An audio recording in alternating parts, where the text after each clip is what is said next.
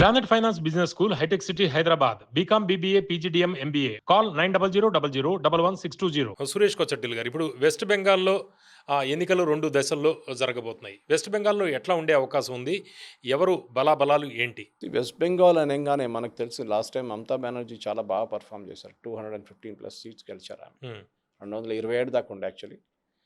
BJP కూడా 77 గెలిచారు, కానీ అది తగ్గి ఇప్పుడు 65కి వచ్చేసారు. వాళ్ళు పార్టీ నుంచి కొంతమంది వెళ్ళిపోయారు. అది కాకుండా డిఫెక్షన్స్ కొంచెం ఉండే, కొంతమంది చనిపోయారు. అదంతా జరిగిన తర్వాత ఇప్పుడు 60 సీట్లు ఉన్నాయి వాళ్ళకి.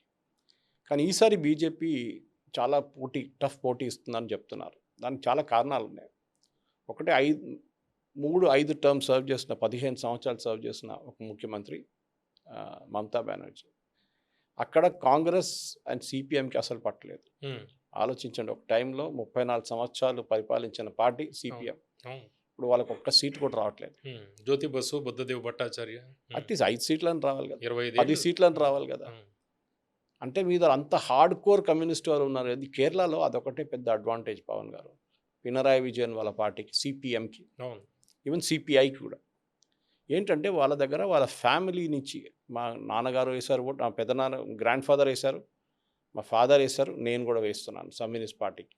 కమ్యూనిస్ట్ పార్టీ ఫ్యామిలీస్ ఉన్నారు. కరెక్ట్. ఓకే, వాళ్ళు ఎవరికి ఎవరు ఓట్లు, ఒక 30% మంది కేరళలో కమ్యూనిస్ట్ వాళ్ళు. They will not vote for anybody. అంటే క్యాండిడేట్ ఏం సంబంధం లేదు, వాళ్ళ ఫిలాసఫీ వాళ్ళది. ఫిలాసఫీ అంతే. ఆ ఫిలాసఫీ నుంచి వచ్చి, కానీ అదే ఫిలాసఫీ వెస్ట్ బెంగాల్ ఎందుకు లేదు అర్థం కావట్లేదు.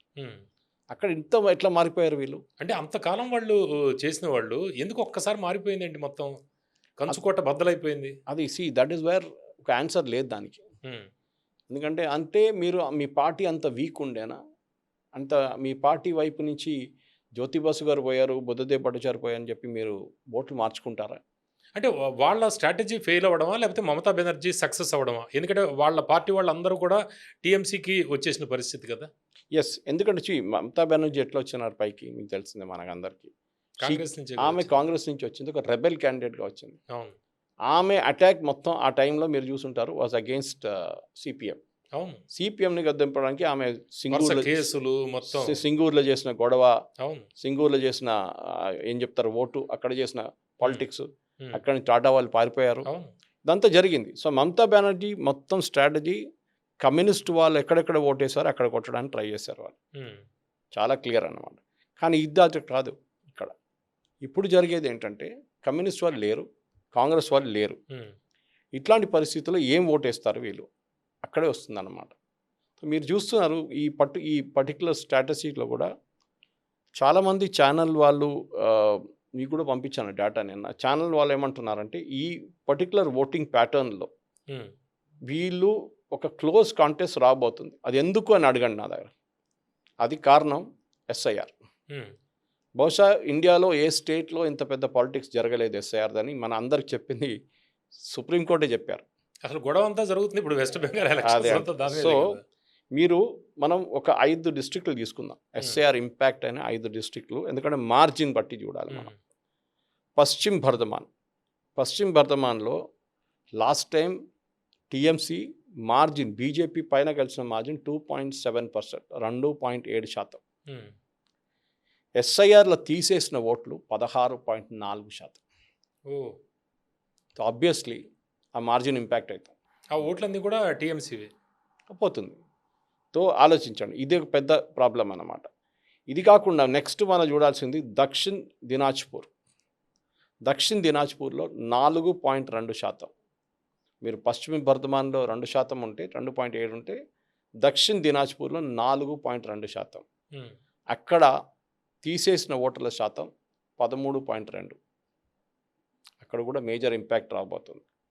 కానీ north 24 Parganas which is a very strong hold of Mamata Banerjee, అక్కడ ఎక్కువ డిఫరెన్స్ లేదు. 14% మార్జిన్ ఉండే, ఈసారి 14% తీసేశారు. సో మ్యాచ్ అయిపోయింది. కానీ క్లోజ్ ఉంటుంది, చాలా క్లోజ్ ఉండబోతుంది. చిన్న మార్జిన్ 2000 ఓట్లతో కూడా ఓడిపోవచ్చు. Howrah against communist party, Mamata Banerjee stronghold, TMC stronghold. 14% vote percentage ఉండే లాస్ట్ టైం, 14.2. తీసేసిన ఓట్ల శాతం చూస్తే 14.3, almost equal. Okay, then you can look at Uttar Dinajpur. Okay, Uttar Dinajpur చూస్తే 15% మంది తీసేశారు, 15% మంది మార్జిన్ లాస్ట్ టైం ఉండే, ఆల్మోస్ట్ ఈక్వల్ 15.8, ఇక్కడ 15.6. ఈ పరిస్థితిలో ఉన్నారనమాట. ఒక 5 డిస్ట్రిక్ట్ మనం డేటా చూసాం. అంటే సురేష్ గారు ఇప్పుడు మీరు చెప్తుంది గేమ్ చేంజర్ అనేది ఎస్ఐఆర్, అంటే ఈ ఎన్నికలు టీఎంసీ వర్సెస్ బీజేపీ కాదు, టీఎంసీ వర్సెస్ ఎస్ఐఆర్. కరెక్ట్. ఎందుకంటే అట్లనే మీరు చూసి వస్తే మాల్డాలో మార్జిన్ 20% ఉండే last time, very strong hold Mamata Banerjee, కానీ తీసేసింది 14% ఉన్నారు. సో సేఫ్, మాల్డా డిస్ట్రిక్ట్లో ఆమె సేఫ్ ఉంటారు. South 24 Parganas again strong hold Mamata Banerjee, 20% margin last time. ఈ తీసేసిందేమో 12%. So it will continue as usual. Kolkata north strong hold again, Kolkata north, Calcutta south 29, తీసేసింది 29, 35 మార్జిన్ ఉండే, 35% మార్జిన్. ఆలోచించండి. అంటే తీసేసిన ఓట్లు అన్నీ కూడా టీఎంసీకి పడేవి అని అనుకోవచ్చా మనం? అనుకోవచ్చు డెఫినెట్గా, ఎందుకంటే మైనారిటీ బేస్డ్ ఉండే ఎక్కువ డిలీషన్స్, పోయినవన్నీ ఆ ఓట్లే.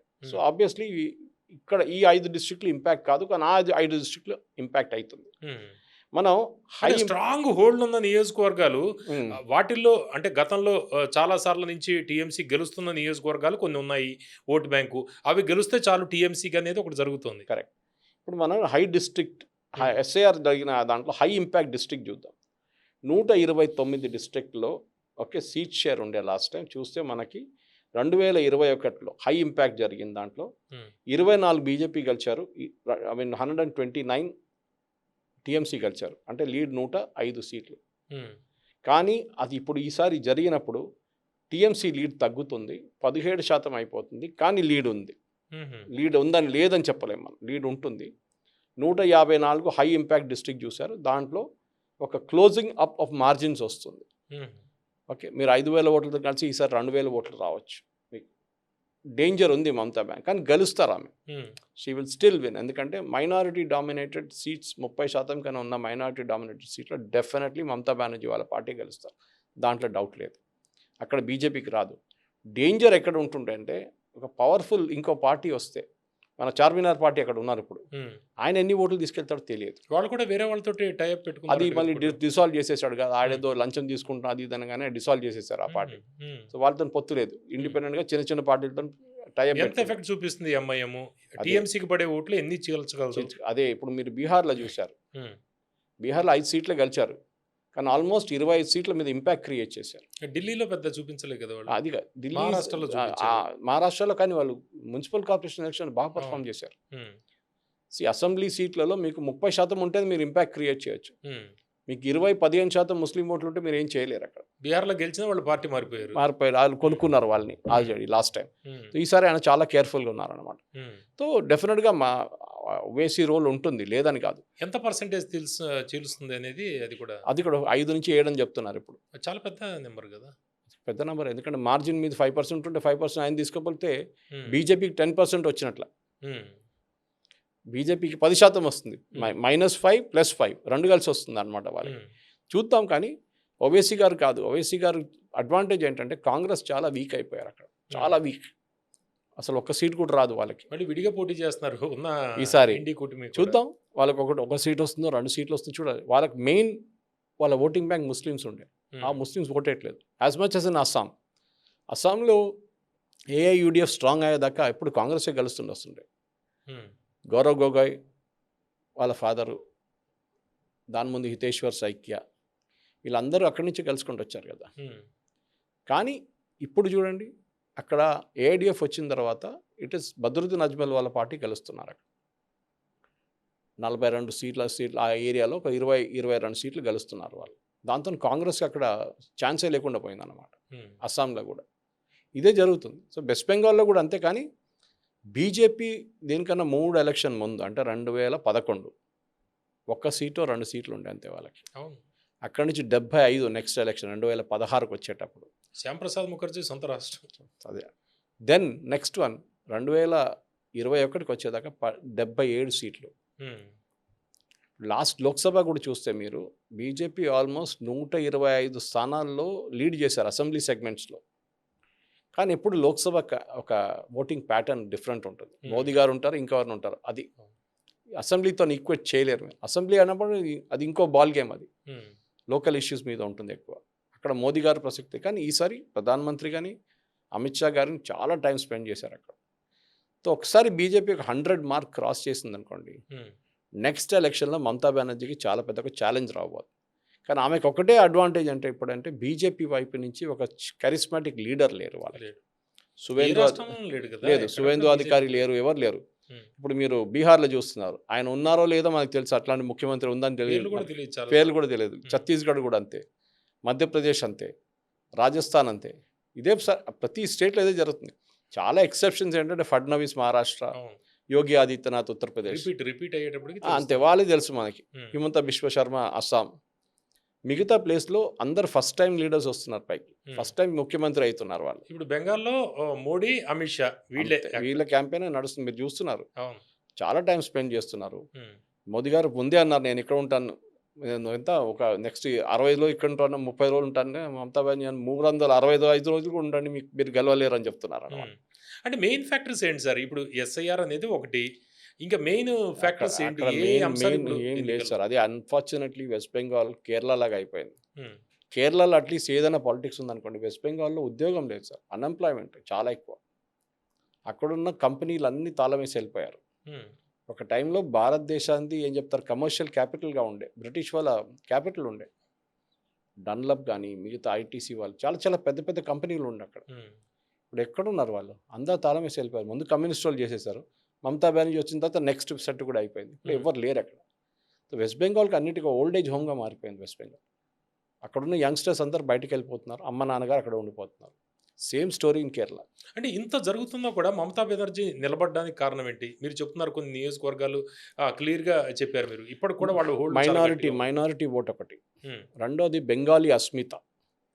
ఆమె మళ్ళీ చెప్తుంది చూడండి, బెంగాల్లో ఈ బీజేపీ వాళ్ళు బీహారీలు, యూపీలు తీసుకొస్తున్నారు, దానికోసం వాళ్ళు ఆత్మగౌరవం తెలుగు మన ఎన్టీ రామారావు గారు చెప్పినట్లే తెలుగువారి ఆత్మగౌరవం. ఢిల్లీ నుంచి ముఖ్యమంత్రి కుండ పెట్టుకొని తల మీద తీసుకొస్తారు, బేగంపేట ఎయిర్పోర్ట్లో పలగొడితే అది ముఖ్యమంత్రి అని తెలుసు, పేర్లు వస్తుందండి. ఇది అదొక పాలిటిక్స్ ఆమె ట్రై చేస్తుంది. బీజేపీ వస్తే మీకు మటన్ ఉండదు, చికెన్ ఉండదు, ఫిష్ ఉండదు అని చెప్పి అదొక పాలిటిక్స్ నడుస్తుంది. ఇదన్నీ చూసినప్పుడు కూడా I think out cider versus insider ఒక రోల్ ఒకటి ఉంది.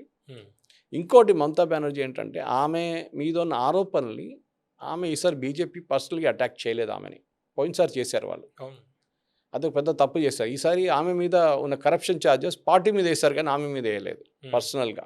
గతంలో ఉన్న ప్రశాంత్ కిషోర్ కూడా ఇప్పుడు లేడు. ఇంకోటి ఏంటంటే 74 మంది ఎమ్మెల్యేలని డ్రాప్ చేశారు యాంటీ ఇన్కంబెన్సీ. ఆమె ఏమంటుందంటే, యాంటీ ఇన్కంబెన్సీ పార్టీ వ్యతిరేకత లేదు, నాకు కూడా వ్యతిరేకత లేదు, వ్యక్తుల మీద ఉందని చెప్పి వాళ్ళని తీసేశారు. 74 అంటే ఇట్స్ ఆల్మోస్ట్ 1/3. మీరు గెలిచిన 1/3 సీట్లు, చాలా రిస్క్. అది 33% మీరు తీసేశారు. అది కొంతమంది దాంట్లో 3-4 సార్లు కలిసిన వాళ్ళు ఉన్నారు. సురేష్ గారు, ఇప్పుడు అది మనం మాట్లాడుతుంటే ఇక్కడ బీఆర్ఎస్ మన ఓడిపోయినప్పుడు కూడా ఇక్కడ క్యాండిడేట్లు మారుద్దాం అనుకుని వీళ్ళు మార్చలేదు. ఆంధ్రప్రదేశ్లో ఏమో క్యాండిడేట్లు మార్చారు. అప్పుడు ఒకటి చాలామంది అన్నది ఏంటంటే, ఇక్కడ కేసీఆర్ మార్చక తప్పు చేశాడు, అక్కడ జగన్ మార్చి తప్పు చేశాడు అనేది. ఇక్కడ మమతా బెనర్జీ తప్ప ఒప్పు అనేది రిజల్ట్ బట్టే తెలుస్తుంది. పార్టీ స్ట్రాంగ్గా ఉంటే క్యాండిడేట్ మీకు it doesn't make a difference. అది మీరు మోదీ గారు స్పీచ్లో ఎప్పుడు వింటుంటారు, పోస్టర్ల పేరు చూడకండి, నాకు ఓటేయండి చెప్తుంటారు మోదీ గారు. ఎవరు క్యాండిడేట్ అయినా కానీ మీరు పట్టించుకోక్కర్లేదు, ఓటు నాకోసం వేస్తున్నారు, వేసేసేయండి, నేను చూసుకుంటాను. ఎస్పెషలీ లోక్సభ ఎలక్షన్ అని చెప్తారు ఈ మాట. ఇది అదే నడుస్తుంది అనమాట. మమతా బెనర్జీకి ఉన్న మార్పు ఆమెకు డెఫినెట్గా ఐపాక్ వాళ్ళు చెప్పుంటారు. ఐపాక్ వాళ్ళు చాలా మటుకు ప్రశాంత్ కిషోర్ వాళ్ళ ఎక్స్ టీం ఉన్నారు, వాళ్ళు ప్రశాంత్ కిషోర్ లేరు అంతే, కానీ మిగతా టీం అంతా ఉన్నారు కదా అక్కడ. వాళ్ళు సర్వే చేస్తుంటారు, ఈ ఎమ్మెల్యేకి వ్యతిరేకత ఉంది, ఈయన కాన్స్టిట్యున్సీలో కనిపించడు, కాన్స్టిట్యున్సీస్ కోసం ఏమి చేయలేదు, ఫండ్స్ రిలీజ్ చేయలేదు, రోడ్లు వేపియలేదు, డ్రైనేజ్ లేదు, నీళ్ళు లేదు అని చెప్పి చాలా ఇష్యూస్ ఉంటుంది. దాంతోపాటు బహుశా తీసేస్తుంటారు వీళ్ళని. 74 అనేది ఒట్టి అట్లా తీయరు కదా, ఏదో ఒక అనాలిసిస్ ఉండాలి వాళ్ళ దగ్గర అన్నమాట.